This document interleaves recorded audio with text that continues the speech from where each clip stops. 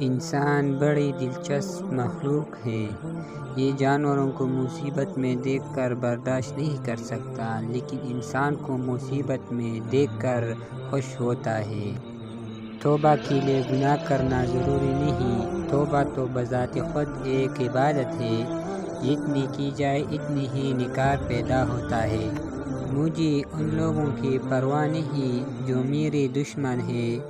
محتاط ان لوگوں سے رہتا ہوں جو میرے ساتھ ہوتے ہیں، ذہن میں بغض اور نفرت رکھتے ہیں۔ ایک بات میرے روح پر ضرور بوجھ ڈالتی ہے۔ جب میں کہیں پانی کا کوئی فضول کھلا ہوا نل یا کوئی بجلی کا بلب بلا ضرورت جلتے ہوئے دیکھتا ہوں تو میرے دل سے یہ آواز آتی ہے کہ اگر یہ نل یا بلب بلا وجہ چل رہا ہے تو ملک میں کسی نہ کسی کا حق تھا جو اس سے محروم ہو رہا ہے۔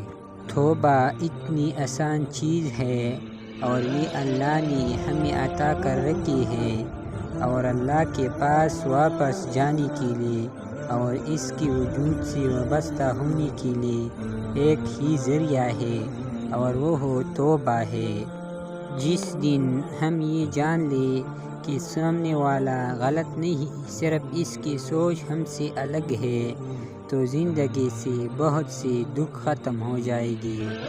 دعا کا کوئی رنگ نہیں ہوتا، مگر جب قبول کر لی جاتی ہے تو پھر اپنا رنگ دکھاتی ہے، پھر معجزے ہوتے ہیں، پھر تقدیریں بدلتی ہے۔ ماضی میں کیے گئے گناہوں کو یاد کرے اور خاموشی کے ساتھ ان کی معافی مانگتے رہے۔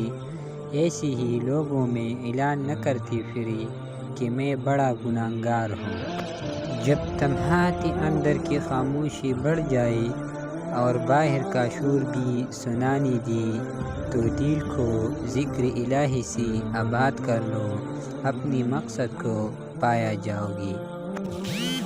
خونی رشتے وہ وٹامنز ہیں جن کے بغیر جوانی تو گزر جاتی ہے لیکن بڑھاپا نہیں گزرتا۔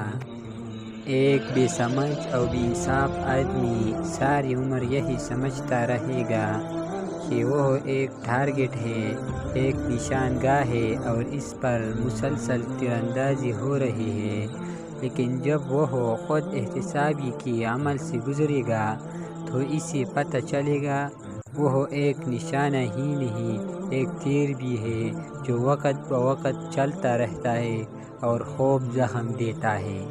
ڈگریاں در حقیقت تعلیمی اخراجات کی رسیدیں ہے، ورنہ علم تو وہی ہے جو عمل سے ظاہر ہو۔